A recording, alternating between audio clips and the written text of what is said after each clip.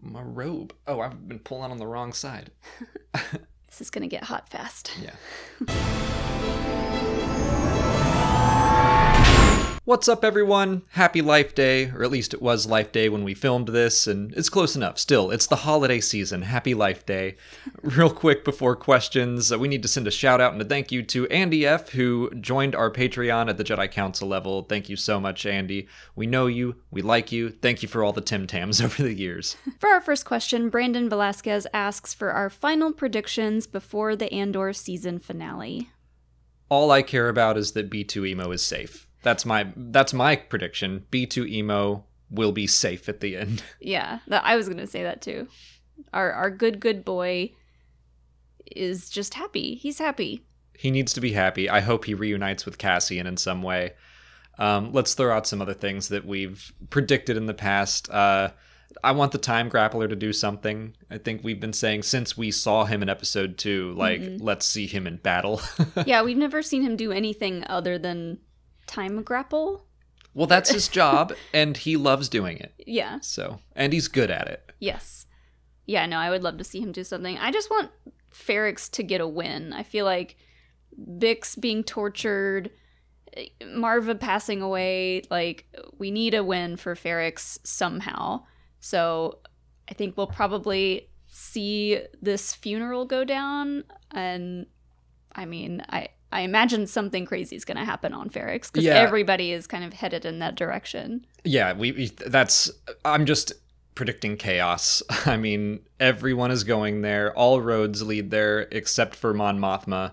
I think the big prediction I have right now is that, Cyril told Dedra he would recognize Axis's voice if he heard it again, and knowing that they're both going to go to Ferrix, like, that feels like it's going to pay off. I think Cyril is going to hear that voice and make that connection. Yeah.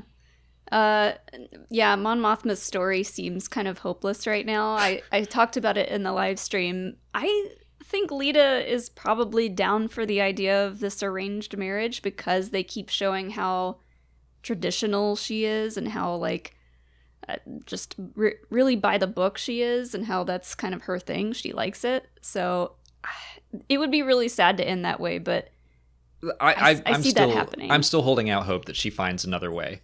I think Vel has plenty of cash. She just needs to get to the Aldani money. But, like, I think that introducing the idea that Lita is into the traditions is kind of giving Mon Mothma permission to do that, but she knows it's the wrong decision. Mm-hmm. She knows that in the long run, Lita will not be happy. So I think it's such a great conundrum of, like, do I sacrifice my daughter's future happiness for the well-being of the rebellion and the entire galaxy in the end? Mm-hmm. But I don't know. I'm holding out hope that something else pops up. Yeah. Or she figures something else out. Yeah, because otherwise it's going to be really sad for her. Yes. Something kind of more out there that I would love to see is, like, a little time jump at the end to Yavin 4. I just really want to see Yavin 4. Yeah, I think we'll spend plenty of time there next season.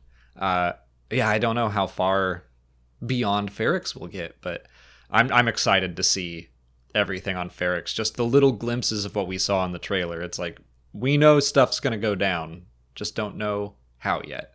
And I am excited. I also brought up the option of the brick that they're turning right. Marva into being a bomb. That's a brick bomb. We joked that, like, what if that was in her last will and testament, was like, make my brick a bomb, and then we see Salmon Pack's son, like, throwing something. So brick bomb. Marva bomb. I don't think that's likely. People have been throwing out the idea that Marva faked her death. I don't think that's the case. I don't think so either. She was looking kind of rough. Yeah. I don't think that she faked her death, although when we were on the live stream, I was kind of seeing it more and more. 3.5 hours in, we were like, well, maybe. Yeah, we started to get a little delirious. But I don't think they're going to show us, like, the trauma that they put poor B2 Emo through. Like, he was obviously sad, and he only has so much power to lie. Yeah. So I don't think he could have lied his way through all that. I think he was genuinely sad. Yeah. I think he needs to lead the attack in Ferrix and lead it with "For Mama Marva." Just like, and then powers down. It's kind of like the hobbits in Lord of the Rings, Return of the King. Like, they're one of the first to charge out, but they just can't keep up, and everyone overtakes them. Yeah. What about Luthen being a secret Jedi or something? People have thrown. We're going to kind of talk about that in a future question, so we'll just save that. I can't with the Luthen Jedi theories. We'll talk about that in the future. Omega Wolf wants to know if the Acolyte will be close in tone to Andor. I think that's likely-ish. I think we're going to find something in between, like The Mandalorian and Andor. Only because Leslie Headland has talked about her Star Wars sensibilities. She is more of a classic fan than Tony Gilroy, who like didn't grow up loving it, but I think has found his love for it now. Mm-hmm. Leslie Headland, I think, is going to be more of a Filoni Favreau style of fan when it comes to creating, but I also think that just from what little we know about it, it will lean more serious than The Mandalorian. Yeah. I think, not to get too off topic, but Tony Gilroy's ability to make Andor feel so different in tone, it is because he's not as immersed in Star Wars, and I think that's what we've been severely lacking in just all the content that we've gotten so far, is like someone that isn't obsessed with Star Wars makes a Star War.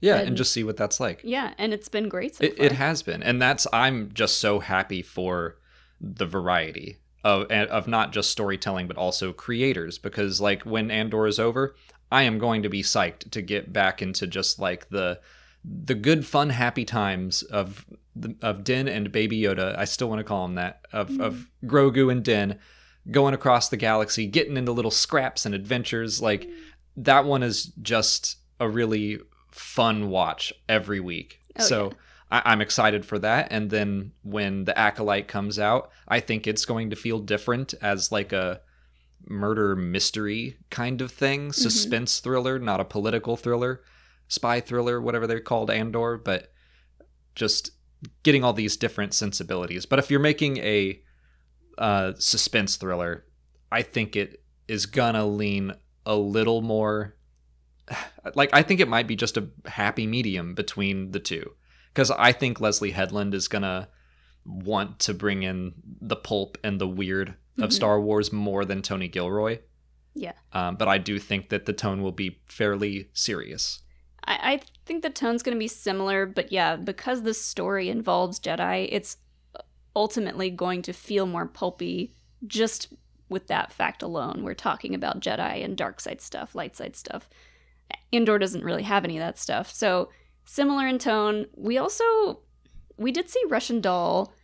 So I'm like trying to think of other projects that Leslie Headland has worked on, and we haven't seen too many other things that she's done. Really, it's just Russian Doll that I know of. And Russian Doll, I don't remember the second season as much as I remember the first, but it has a lot of humor in it. Yeah. Because of the main character, I forget her name, but... Is it Natasha Lyonne?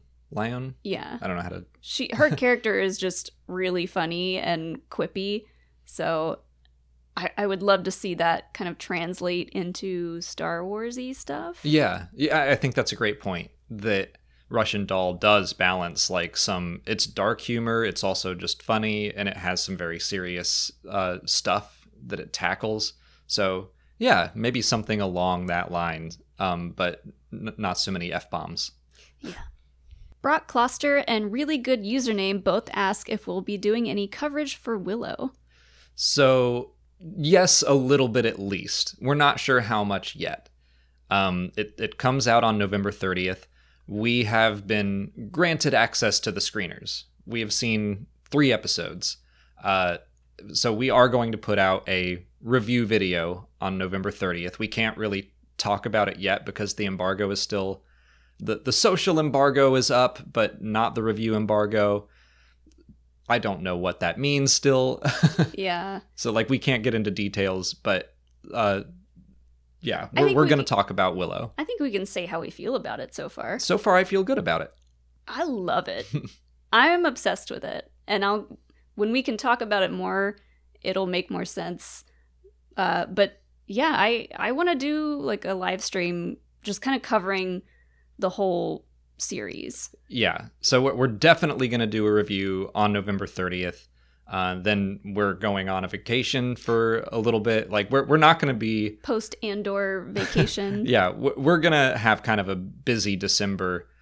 So I don't think we're going to cover like every episode individually, but I know Molly wants to talk about it. So we'll probably do something definitely on November 30th, and then maybe something else when it's all over. Yeah. And maybe something else in between. I don't know. And we know that our friends over at Casterly Talk are going to be covering it. And Alden, I think, is taking a lead on that one. And he's already invited me to come talk about it. So I'm excited to do that. Go subscribe to Casterly Talk. Garth McMurray wants to know if THX 1138 should be required viewing for George Lucas fans. Ooh, yikes. So this is coming off of all of the prison stuff and how THX inspired it felt. For George Lucas fans specifically, I mean, it does seem like if you love that man, he only has 6 movies that he has directed, feature-length films. So I'm like, yeah, I mean, I don't want to say it's required that if you like George Lucas, if you call yourself a George Lucas fan, you have to see THX, but it's definitely worth the watch if you like everything else he's done. Yeah, I mean, I only said yikes because I myself have still not seen it, so that would make me a bad fan. Well, this is not required viewing for Star Wars fans. It's just, like, I would never say anything is required viewing for any fandom, even Star Wars. Like, if all you saw was the holiday special, topical, and you loved it, and you told me that, I'd be like, hey, welcome to the Star Wars club. You're in. You're in. You made it. If you can make it through that and like Star Wars, let me show you something else. Anything else. Yeah. So I wouldn't say that anything is required viewing, but I do think that I'm glad that I've seen it. It's a weird movie, but just to understand, the kinds of films George likes, that's really interesting, and also his politics and what he thinks. And he has said before he kind of accidentally made a trilogy backwards, in that if you watch Star Wars and then American Graffiti and then THX, it's kind of like Star Wars is for when you are younger and you're getting ready to enter the larger world, and then American Graffiti is like, this is the larger world. And then THX is kind of like, you're an adult now, and this is what the larger world is like. He has kind of described those 3 films as a trilogy of sorts. So yeah, watch all 3 of those at some point. Backwards or forwards? Backwards? Star Wars either first? Way. I mean, I saw Star Wars and then American Graffiti and then THX. So I guess I did watch it in like the age order. Right. I just told everyone to watch all 3 of those as if they haven't seen A New Hope, but that would be impressive. Yeah. Scott Sith asks what our favorite Thanksgiving meal dishes are, and which Star Wars group would we want to share a Thanksgiving meal with? I think my favorite Thanksgiving dish is when you cook the turkey. You've made the best turkey I've ever had. I do cook a mean turkey. It's a mean turkey. And I like turkey. It's not really my go-to, not even on Thanksgiving. Like, I like cooking it. I like the process of like brining it and stuff, but I'm all about the sides. Yeah. I mean, everyone's got their favorite sides. Yeah. I think I was never really a big fan of turkey, and then you made that one and I was like, oh, turkey is great. Yeah, it can be moist. Yeah. You just gotta try a little harder. But something that my mom made for us growing up was broccoli cheese casserole, which people are usually, they hear broccoli and they're like, ew, broccoli. But it's really good, and trust me, there is broccoli in it, but you're not really going to taste it much because it is drowned in cheese and butter and there's like a little crumbly stuffing. Ritz crackers or something, or is it stuffing mix? It's like stuffing mix that you buy in a bag, but you don't cook it. You just sprinkle it on top for like a crust. It's so good. That's great. I really love Maddie Matheson's creamed corn recipe. I've made that quite a few times. That's on YouTube if you want it. And I always my parents grew up in the Midwest, and apparently out there it's a thing to make noodles and put them on mashed potatoes. So I always grew up having noodles for Thanksgiving, like homemade noodles. So that's kind of like my family tradition that is always fun to have. Yeah. What family would you want to be around for Thanksgiving? I mean, I think Baru probably makes a good Thanksgiving meal. Yeah. I gotta give her some credit because she looks like she was working hard in that kitchen. I want to go to the Mothmas. I want to have Thanksgiving with Perrin. Not Hold really on now. with Perrin. I just want to sit there with my tea, That's a way better answer because then you get to be there for all of the snide, backhanded compliments and just conversation in general. They had that awesome bartender making cool drinks with or without the little squigs in them. I do want to try the squigs. Yeah. I think I'd try that. But just being at a really fancy Coruscant holiday party would be great. Really fancy house. Also, the drama that we would just get to witness. And you could probably say little things here or there to kind of set them off and then just sit back and watch. Do you think Sly Moore would be there? Maybe. That's, yeah. We just want to see her. I just want to go and see Sly Moore. I just want to throw popcorn in her little outfit cone, her cone head thing. On to YouTube questions. Mitch Axness wants to know if Luthen could be a former member of the Guardian of the Whills. And we can throw in the Jedi thing too here, since I made us wait. But okay. I don't think so. I really do get the sense that Luthen comes from money. I think he is affluent. Yeah, because he must have grown up with it because he knows how to put on that act. Or at least he's been around it enough to know how to just act like you belong, act like you're rich on Coruscant. I just don't know that he has much of a noble background at all.